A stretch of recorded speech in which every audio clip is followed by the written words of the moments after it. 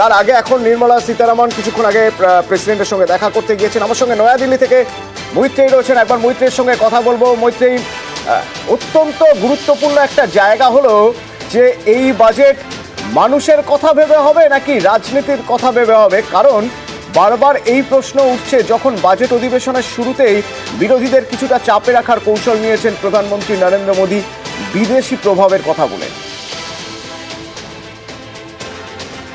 মৈত্রের সঙ্গে পরবর্তীতে কথা বলবো। আমরা দেখছি নির্মলা সীতারামন কিছুক্ষণের মধ্যেই তিনি বাজেট পেশ করবেন, আর হয়তো ঘন্টাখানেকের অপেক্ষা। তার আগে আমার সঙ্গে এখানে স্টুডিওয়ে আমার সঙ্গে যারা রয়েছেন তাদের সঙ্গে একবার কথা বলবো। পলিটিক্যাল অ্যানালিস্ট রয়েছেন আমার সঙ্গে সুমন দাস, সুমন ভট্টাচার্য, আমার সঙ্গে ইকোনমিস্ট রয়েছেন, আমার সঙ্গে রয়েছেন প্রসেনজিৎ বন্দ্যোপাধ্যায়, আমার সঙ্গে রয়েছেন সুব্রত চৌধুরী বিজেপির এবং কংগ্রেসের চন্দন ঘোষ চৌধুরী রয়েছেন। তাদের সঙ্গে কথা বলবো এবং কি নিয়ে ভাবছে মানুষ। সবচেয়ে জরুরি তা হলো ওষুধের দাম কমবে একটু, যে নিয়মিতভাবে যে ওষুধগুলো দরকার হয় সেই ওষুধের দাম কি কিছুটা হলেও কমবে? আচ্ছা, কোথায় কোথায় সুরাহা পাওয়া যাবে? মানুষ চায় না দেশ পিছিয়ে যাক, মানুষ চায় দেশ এগিয়ে যাক, কিন্তু দেশের মানুষও যাতে এগিয়ে যায়, দেশের মানুষকেও এগিয়ে নিয়ে যেতে হবে। তার জন্য কি রূপরেখা থাকবে বাজেটে, সেই সব নিয়ে যখন কথা হচ্ছে তখন খুব সংক্ষেপে প্রথমেই একবার আমি প্রসেনজিৎ বাবুর কাছ থেকেই জানতে চাইব। প্রসেনজিৎ বাবু, একটা বাজেট নিয়ে কনসেপ্ট তৈরি হয়ে গেছে বছরের পর বছর ধরে, জানি না কিভাবে, কিন্তু মানুষের মন তো সবসময় কিছু চায়, একটু বেশি করে কিছু চায়। আর সঙ্গে সঙ্গে সেই ছবিও দেখছি কথা বলতে বলতে যে পার্লামেন্টে ঢুকছেন নির্মলা সীতারামন।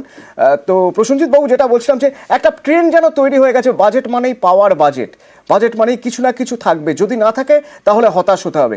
আসলে বাজেট কি পাওয়ার বাজেট নাকি দেওয়ার বাজেট ভার্সেস দেওয়ার budget? Okay, so Atanu, thank you. প্রথমেই বলে দিই যে বাজেট যেটা আমরা লাস্ট 20 বছর ধরে দেখছি, ওটা কিন্তু আমাদের 10% অফ দি বাজেট সাইজ নিয়ে আমরা একটু জল্পনা কল্পনা করি। বাকি 90% কি হবে ওটা আমি প্রথম দিন গিয়েও বলতে পারবো, কালকে অন্য কেউ গিয়েও বলতে পারবে। ওগুলো মোটামুটি সেট। ডিফেন্স ধরে নিন, হেলথ ধরে নিন, এডুকেশন ধরে নিন, এই যে ম্যাক্রো প্যারামিটার্স আছে ওটা মোটামুটি সেট।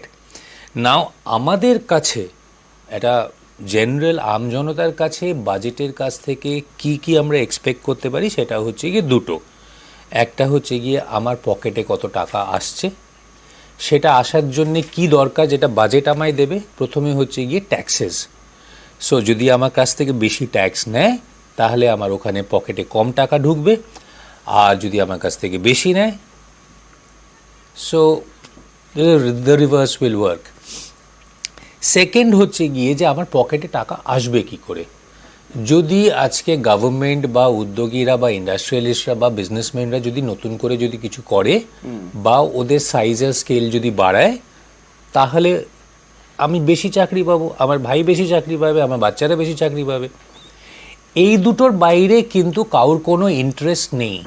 আপনি যদি আজকে বাজেটে ট্যাক্সের কথা প্রথম 5 মিনিটের মধ্যে তুলে শেষ করে দেন, বাকিটা কি হচ্ছে টিভিটা অফ করে আপনি চলে যাবেন। আমি না, আপনি না, সবাই।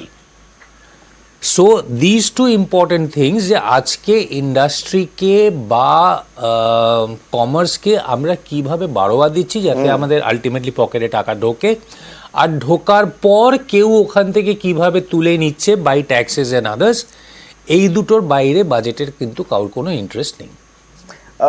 আসলে এর বাইরেও ছোট ছোট ইন্টারেস্ট তো থাকেই। আসলে মানুষ তো ইন্টারেস্ট নিয়ে বাঁচবে, খুব স্বাভাবিক। যে কোথা থেকে কি পাওয়া যায়, সরকার আমার জন্য কি করছে। যেমন ওষুধের কথা বলছিলাম শুরুতেই, তো আমার সঙ্গে সুস্মিতা রয়েছেন, সরাসরি একবার কথা বলবো সুস্মিতার সঙ্গে। সুস্মিতা, যেখানে রয়েছে অর্থাৎ হাসপাতাল চত্বর, এই মেডিকেল কলেজ চত্বর, প্রচুর মানুষের আনাগোনা দিনভর, সারাদিন তারা একটাই কথা বলেন যে আরেকটু যদি সুরাহা হতো, দিনভর এই বছরভর ওষুধে রোগে রোগে জেরবার ওষুধে যদি একটু সুরাহা হতো।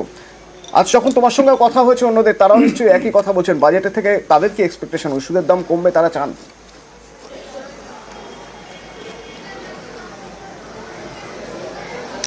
দেখো অতনু, এই মুহূর্তে নিত্য প্রয়োজনীয় জিনিস, খাদ্য বস্ত্র বাসস্থানের পাশাপাশি মানুষের জীবনে অঙ্গাঙ্গিভাবে জড়িয়ে গিয়েছে ওষুধ, এবং সেই ওষুধের দামে আর কিছুটা সুরাহা মিললে পরবর্তী সময় বা গোটা বছর জুড়ে তারাও একটু হাঁপ ছেড়ে বাঁচেন। এমনটাই কিন্তু কিছুক্ষণ আগে যাদের সঙ্গে কথা বলছিলাম এই কলকাতা মেডিকেল কলেজ চত্বরে, তারাও একই কথা জানাচ্ছেন। একবার কথা বলার চেষ্টা করব কলকাতা মেডিকেল কলেজ চত্বরে যারা এসেছেন তাদের বাড়ির পরিজনদের শুশ্রূষা করাতে এবং সুস্থ হওয়ার আশা, তাদের সঙ্গে একটু কথা বলি। আজকে বাজেট রয়েছে, বাজেটে ওষুধের দাম আরেকটু কমুক, আরেকটু সুরাহা মিলুক, এটা কি চাইছেন? অবশ্যই চাই। এই দুর্মূল্য বাজারে ওষুধ কেনার আমাদের খুব কষ্ট হচ্ছে, প্রচুর দাম ওষুধের।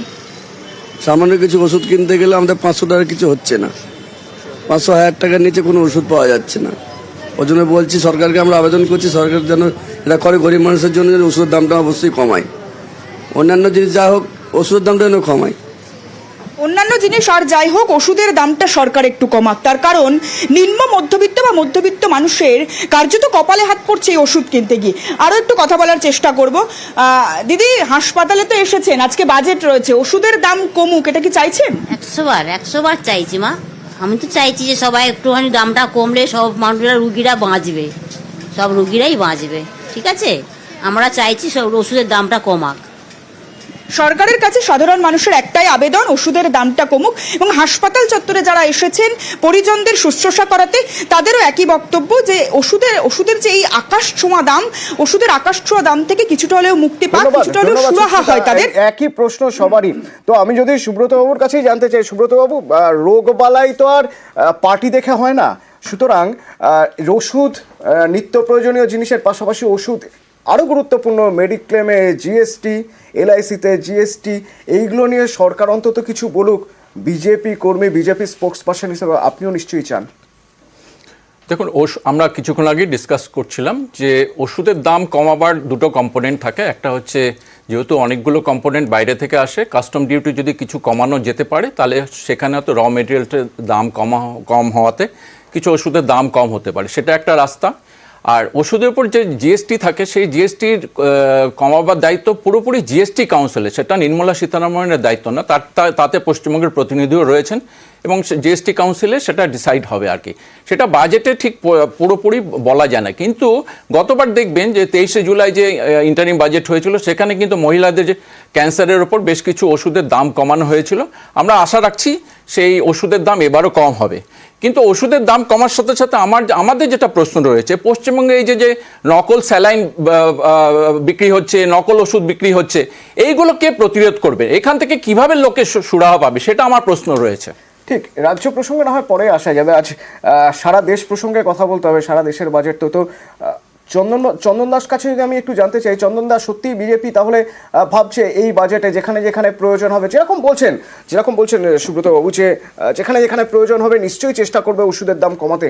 আপনার মনে হয় সেটা হবে? দেখো, প্রথমে যেটা বলে নিই সেটা হলো, আমরা এর আগের স্পেলেই আলোচনা করেছি ওষুধের দাম কমানো বা কী কী ফ্যাক্টর এর উপরে দাঁড়িয়ে আছে। এবং আমি আবারও বলি, জিএসটিকে সম্পূর্ণ ভিন্নতর একটা অর্গানাইজেশন করে লাভ নেই। তার কারণ ফলটি জিএসটি 2017-তে আমরাই প্রতিবাদ করেছিলাম এবং তাতে আমরা জানি প্রায় 51 বার অ্যামেন্ডমেন্ট হয়েছে। জিএসটি কোনোটা 18%, কোনোটা 3%। ইনফ্যাক্ট কী কী কারণে তারও ক্ল্যারিফিকেশন পাওয়া যায়নি। একটু স্মরণ করিয়ে দিই, তুমি জানো এই পপকর্ন একটা নতুন পলিসি, সেটা নিয়ে একটা রিডিকিউল জায়গায় পৌঁছে গেছে, that is GST.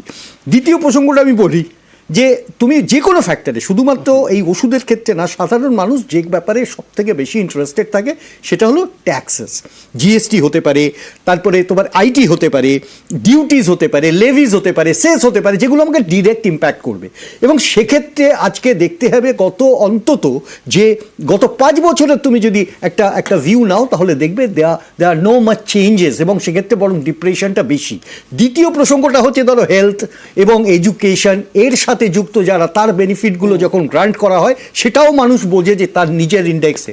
Infrastructural development অনেকটা বিয়ন্ড, মানুষ হয়তো ইন্টারেস্ট সরাসরি পায় না, 10 বছর ডাউন দি লাইন কি পেতে পারি, এই কনসেপ্টটা নিয়ে হয়তো মানুষ এই মুহূর্তে বাঁচে না। সুতরাং একটা জিনিস বুঝতে হবে, এখানে শেষ করি, সেটা হলো গত 5 বছরের একটা ইমপ্রেশন, সেম সরকার, আমি 10 বছর 11 বছরে যাচ্ছি না, যেখানে দাঁড়িয়ে আছে তুমি দেখো একটা ইকোনমিক ডেস্টেবিলাইজেশন কিন্তু বারবার প্রকট হচ্ছে। আমি সুমনকে কোট করেই শেষ করি, আমাদের অর্থমন্ত্রী দীর্ঘকালীন যে অভিজ্ঞতা তার রিফ্লেকশন যেভাবে হওয়া উচিত, অ্যাটলিস্ট আমরা প্রণববাবু, চিদম্বরমজি এদের দেখেছি, সেটা কিন্তু পাইনি, একটা প্রোটোটাইপ হয়ে চলেছে। This not interesting. বেশ, তো কলকাতার মানুষ, একদম শহর কেন্দ্রিক মানুষ, তাদের কাছে আমরা বুম নিয়ে গিয়েছি, আমরা জানতে চেয়েছি তারা এই বাজেট থেকে কি চাইছেন। শুনুন। আমরা এক্সপেক্ট করছি যে বাজেটে যে স্ল্যাবটা ছিল সেই স্ল্যাবটাকে আর একটু বাড়ানো, তাহলে আমাদের হাতে একটু ডিসপোজেবল ইনকামও বাড়ে। লাইফ ইন্স্যুরেন্সে প্রিমিয়াম দিচ্ছি, তার উপরেও জিএসটি দিতে হচ্ছে, ছাড় পাওয়া যায়, তাহলে আমাদের একটু সুবিধা হয়। 4,000 to 5,000 আমি বলছি মিনিমাম এক্সপেন্সেস আছে একটা স্কুলে। এগুলোই যদি সরকারের কিছু ভর্তুকি থাকে বা স্কুলগুলোর সঙ্গেও যদি কিছু টাই আপ থাকে, কোলাবোরেশন থাকে, এইটাই কিছু ভাবা উচিত। যেরকম এডুকেশনে খরচা বাড়ছে, যে আমরা 80C-তে ছাড় পাই, ওই স্ল্যাবটা যদি বাড়িয়ে দেওয়া হয়, যেটা ট্রেডিং আমরা করছি, যেখানে আমরা লস করছি সেখানেও আমাদের ট্যাক্স দিতে হচ্ছে, যেখানে প্রফিট করছি ওখানে ইনকাম ট্যাক্স দিতে হচ্ছে। ট্যাক্সেশনটা একটু রিডিউস করলে সুবিধা হবে। ইনকাম ট্যাক্সের স্ল্যাবটা যদি একটু ইনক্রিজ করে দেয় তাহলে আমাদের খুব ভালো হয়। যেরকম ইনকাম ট্যাক্স রিফান্ড হয় সেরকম জিএসটিরও যদি কিছু রিফান্ড হয় তাহলে আমাদের অনেকটা সুবিধা হয়। রিটায়ার্ড পার্সন হিসেবে আমাদের মূল আশাটা হলো যাতে আমাদের ব্যাংকের সুদটা বাড়ে। চিকিৎসার খরচাটা বাড়তেই যাচ্ছে, ওষুধের দাম আমাদের বাড়তেই যাচ্ছে। সুতরাং সেটাকে যদি আমরা ঠিক মোকাবেলা করতে হয়, ব্যাংকের উপরে গচ্ছিত যে আছে সুদটা বাড়ে, তাহলে আমাদের অনেক সুবিধা।